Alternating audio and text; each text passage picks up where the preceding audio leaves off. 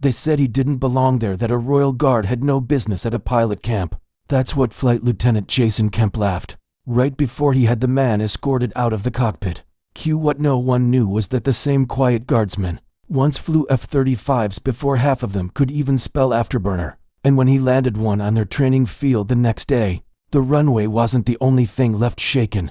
Before we reveal how it all unfolded, hit that subscribe button and tap the bell so you never miss our daily Royal Guard stories. Then drop a comment below telling us where in the world you're watching from now. Let's get into it. RAF Bryce Norton buzzed with that controlled chaos only military bases make. Engine roars and shouted orders creating a symphony of purpose late Friday afternoon.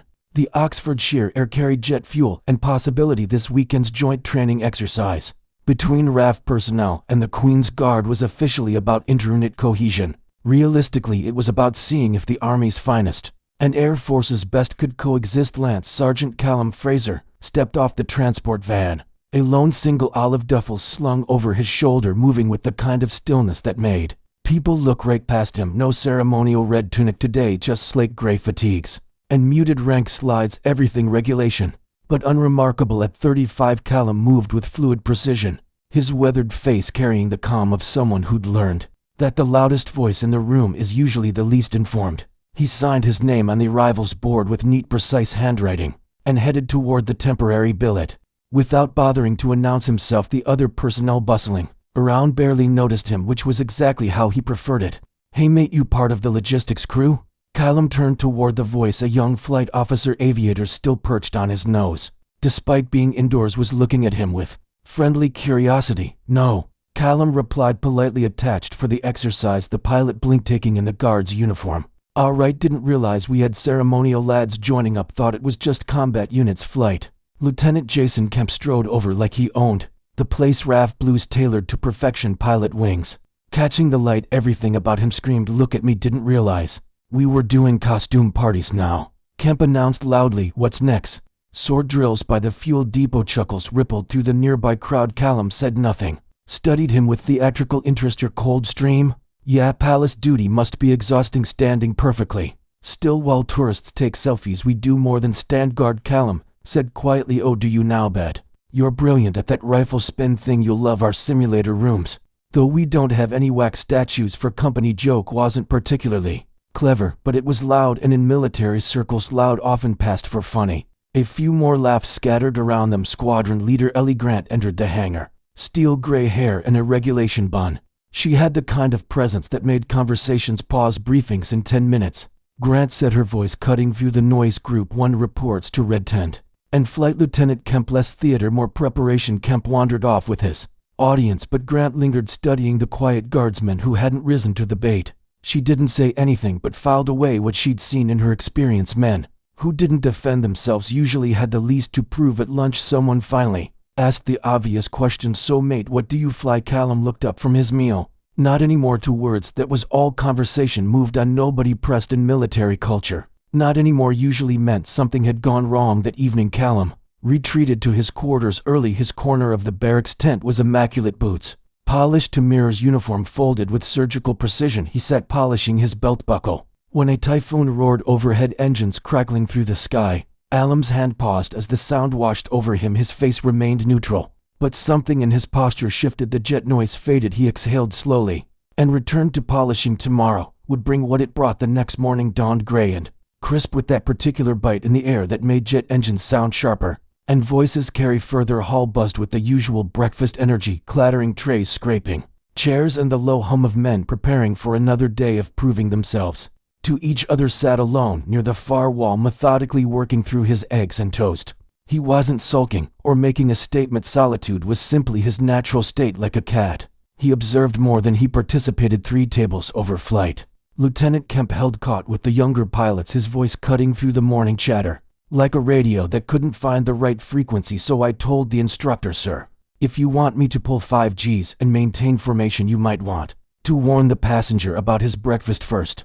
Beautiful laughter, the kind that happened because the joke came from someone with shiny wings on his chest. One of the junior pilots, barely old enough to shave properly, leaned in with the eager expression of someone who wanted to be part of the show. "Hey Kemp, what's the story with that guard bloke?" "Think he's ever even been inside a cockpit. Kemp's head swiveled toward Callum, like a shark sensing blood in the water. That one out, he's been in anything faster than a black cab probably. Practices saluting in the mirror to stay sharp. More laughter, louder now. A few heads turned toward Callum's table, waiting for a reaction that never came.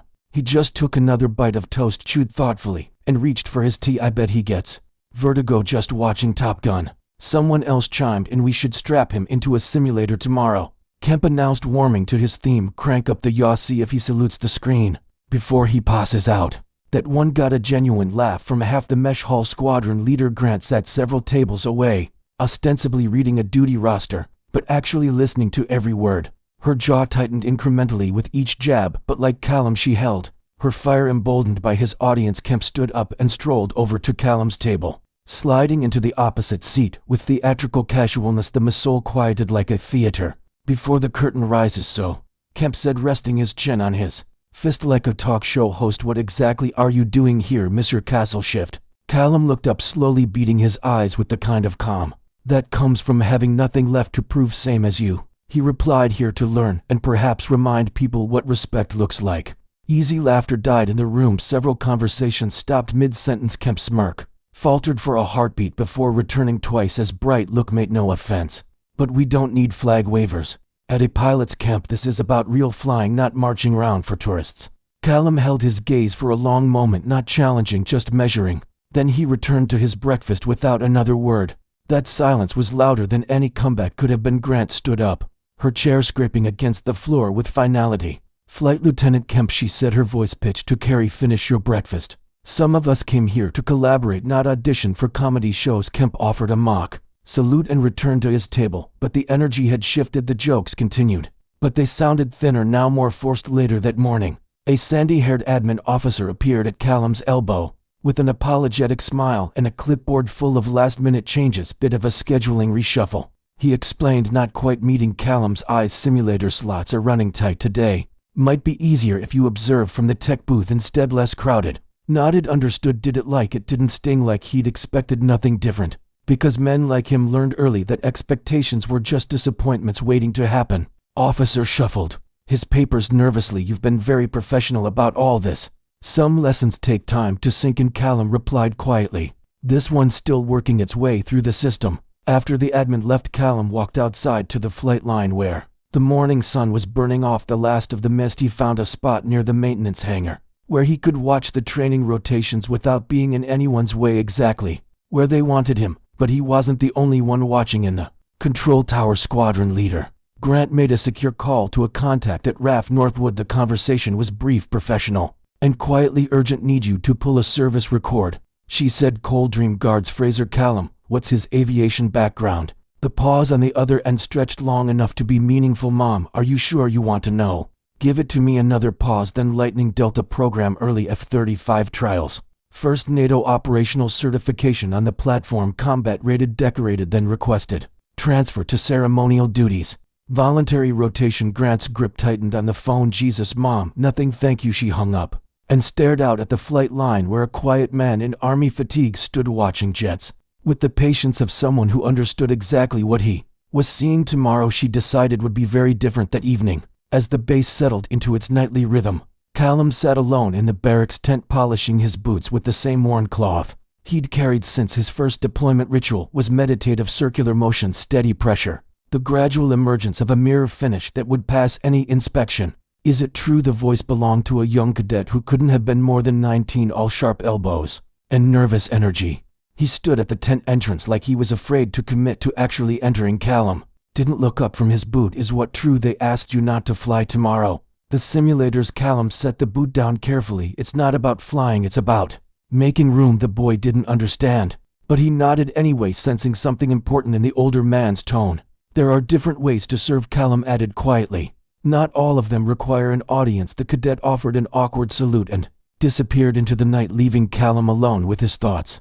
And the distant sound of jets cycling through their evening maintenance routines was just settling onto his cot when a new voice interrupted his solitude. Fancy a walk, squadron leader Grant stood in the doorway, hands in her pockets, expression unreadable. Walked in comfortable silence across the base, past the dormant hangars, and toward the perimeter road where the security lights cast long shadows on the tarmac. The night Air carried the scent of aviation fuel and possibility. You didn't correct him, Grant said eventually. The cadet Kemp and the Masol Callum considered this. I've never had much luck correcting people. Like that time does it better than words. You let them dismiss you. Didn't come here to be celebrated, he replied. I came here to train. He reached a bench beside the main taxiway where the runway lights stretched toward the horizon. Like a constellation laid flat, Hunt said, first gesturing for him to join her. I called Northwood, she said without preamble. His silence was confirmation enough. Lightning Delta F-35 trials. You were one of the first NATO-certified pilots on the platform. Alam nodded once, not denial, not pride, just acknowledgement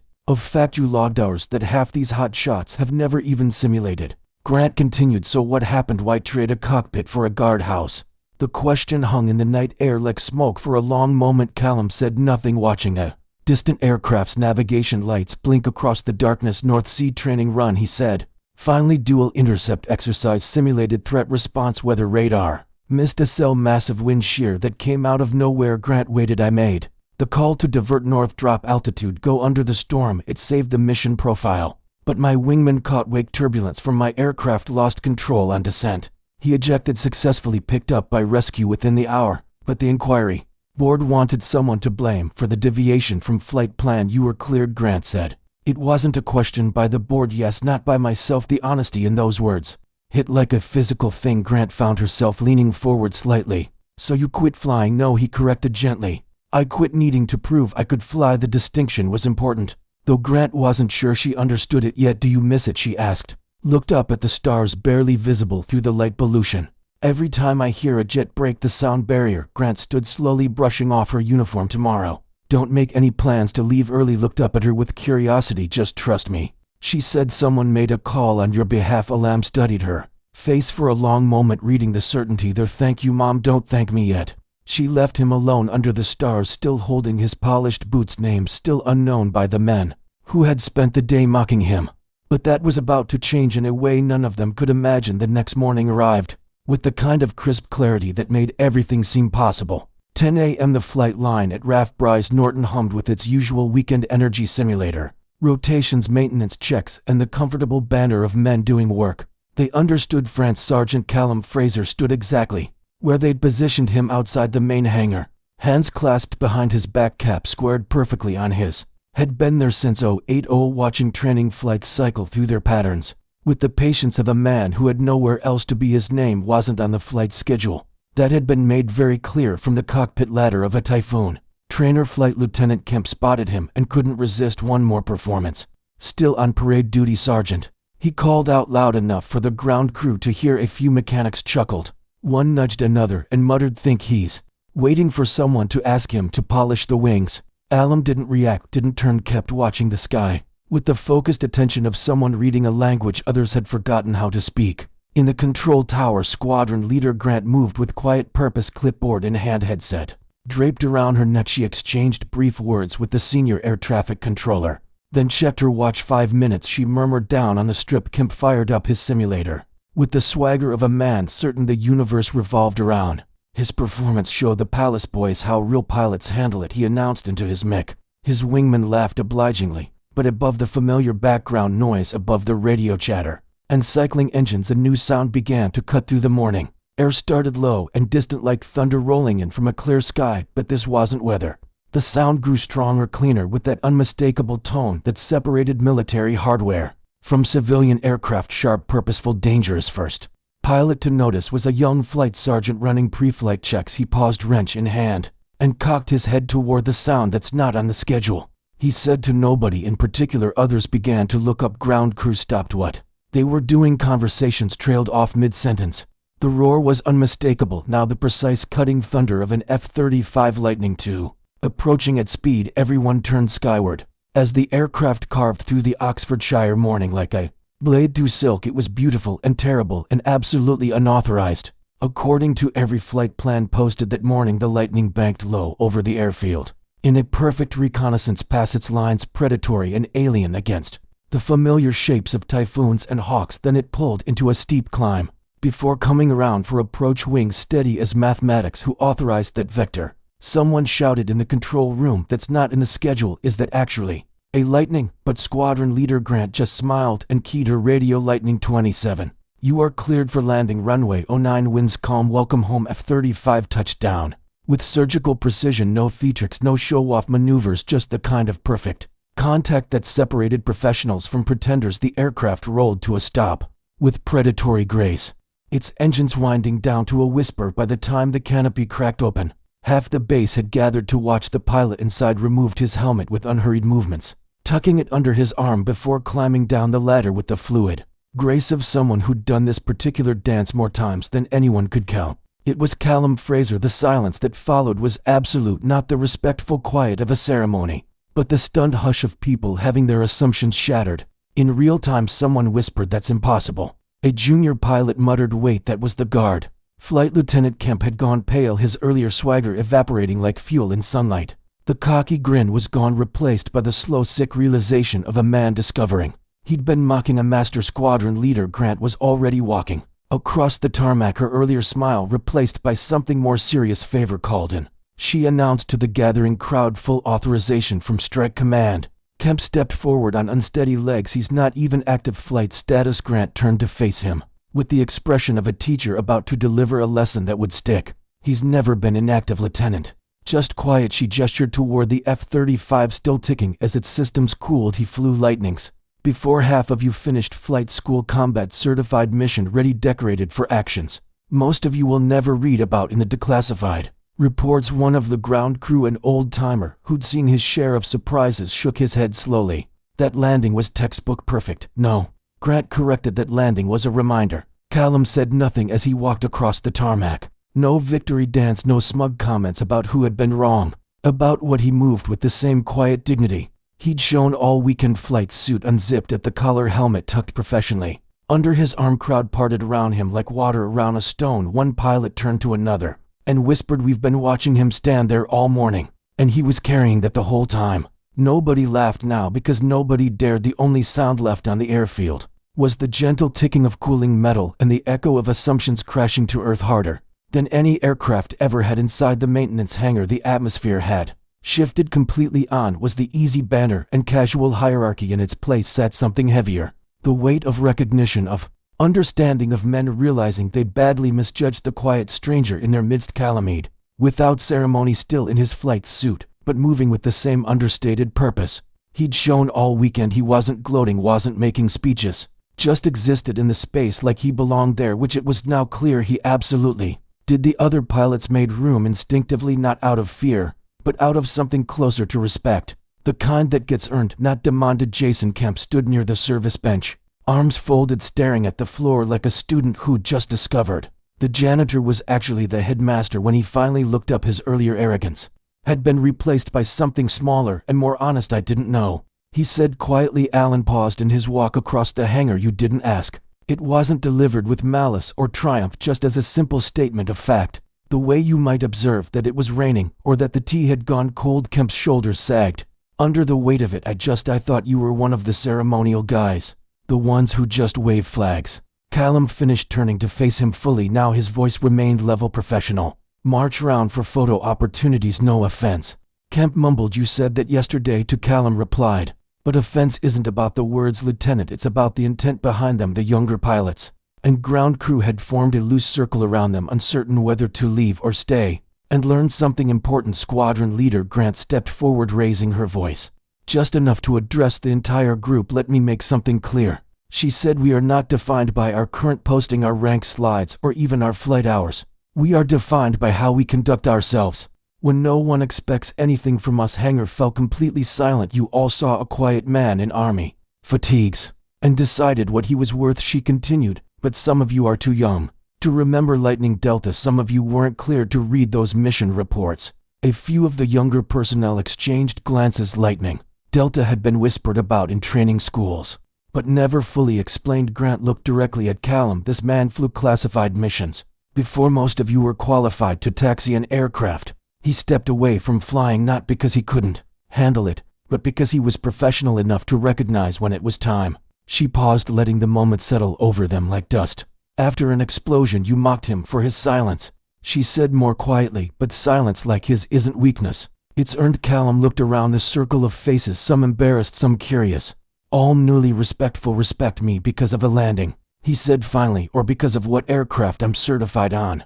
He glanced back toward the F-35 visible through the hangar doors. Respect the uniform, whether it's worn by a pilot or by someone standing guard in the rain for 8 hours straight. A long moment of quiet passed before anyone moved. Then a young cadet, the same one who'd asked awkward questions the night before, took a hesitant step forward. Sir, the boy said, why did you leave flying? Callum's eyes settled on him with something approaching kindness. The others leaned in, slightly genuinely curious now, rather than mockingly. So didn't leave flying, he replied. I just changed runways. The cadet blinked in confusion. You mean I still serve, still protect, still take off when the mission requires it, just from a different platform? Now he gave a single nod, the kind pilots use to confirm readiness for takeoff. Turning to Squadron Leader Grant, he added, thank you for the aircraft, Mom. He nodded back, thank you for reminding us why we fly. As Callum headed for the exit, no one saluted, no one applauded. They didn't need to. Respect was already standing at attention. The sun hung low over Ralph Bryce Norton as the day wound toward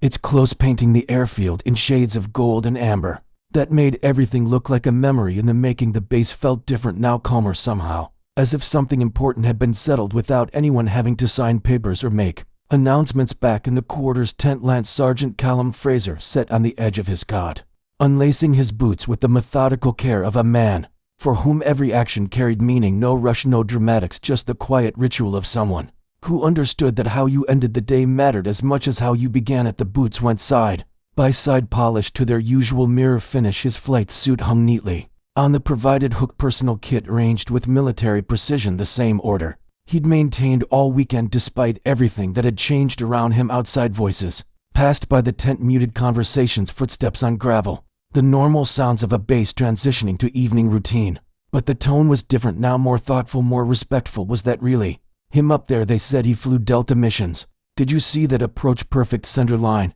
And we just sat there laughing. Well, Callum didn't react to the whispers, didn't seem to notice them at all. He just sat quietly, breathing slowly, letting the day settle around him like dust after a windstorm. The tent flap rustled, and Squadron Leader Grant stepped inside, removing her cap. With a tired gesture, still talking about it out there, she said, settling onto the supply crate that served as the tent's only chair. I didn't do it for them, Callum replied simply. I know, she said. That's exactly why it mattered. She leaned forward, elbows on knees, studying his profile. In the dim light filtering through the canvas walls, they'll write this up, you know. Put it in some inter-service bulletin, frame it as a lesson in assumptions. Callum shrugged. Let them just leave my name out of it. Grant tilted her head. Still don't want the credit. I didn't come here for vindication, he said. I came here to train, same as everyone else. She was quiet for a moment, then smiled, the first genuine one he'd seen from her all weekend. Well, you trained them, just not in the way anyone expected. Outside, in Raph's staff car waited by the gravel road, one of the unmarked vehicles used for quiet transfers and administrative runs. Nothing fancy, nothing official looking transport. Callum stood slowly, reaching for his duffel and service jacket. The movements were precise but unhurried, like everything else. He did orders, Grant asked. Reassignment processing. He confirmed. Station command wants to review cross-certification requests before I return to London. He stood as well, brushing imaginary dust from her uniform back to the red tunic next week. Faintest smile touched his lips. If they'll have me. They walked together across the base toward the waiting vehicle, their footsteps crunching in harmony on the loose gravel as they approached the car. A small group of younger pilots stood nearby, not officially positioned there, not waiting for orders, just watching. Among them was the cadet who'd asked about flying. He raised his hand in something between a wave and a salute. Callum nodded. Once in return, Grant opened the passenger door, but before he got in, she spoke one final time. They'll forget the aircraft you flew, she said, the jokes they made, even the landing. He paused, looking at her. But they'll never forget how you carried yourself through it all, she finished. Callum held her gaze for a moment, then gave a slight nod. I don't need them to remember me, he said, just the standard we're all supposed to meet. He climbed into the car, settling his duffel on the seat beside him as the engine started and the vehicle began to pull away. One of the watching cadets turned to the others. That man didn't just land a jet today, he said quietly. The others waited. Ended a lesson none of us will forget. Nobody disagreed. Across the training ground, the evening lights began to flicker on, casting long shadows that stretched across the runway like fingers reaching toward tomorrow. F-35, now secured and silent on the tarmac, reflected the orange glow like a monument, not to Callum Fraser personally, but to something larger, to the idea that strength doesn't need to announce itself, that competence speaks in whispers. that the quietest person in the room might just be the most qualified. And as the staff car disappeared into the gathering dusk, Ralph Bryce Norton settled into evening routine, just a little wiser, a little more humble, and a lot more aware that uniforms don't define the people who wear them. The real measure of a person isn't in their rank or their ribbons or even their flight hours, it's in how they stand when everyone else sits down, how they stay silent when others get loud, and how they serve, regardless of whether anyone's watching. What would you have done in Callum's position? Defended yourself immediately or let your actions speak? Do you think respect should come from what someone says or what they prove they can do? And how many times have you looked at someone's uniform and thought you knew their whole story? If this hit you like that lightning breaking the sound barrier, smash that subscribe button right now and ring the notification bell so you never miss our daily Royal Guard stories. Know someone who judges books by their covers. Share this video with them. Show them what quiet strength really looks like. Our other incredible stories are appearing on your screen right now. Go watch one next, and we'll see you tomorrow, same time, with another story that proves the best soldiers don't always make the most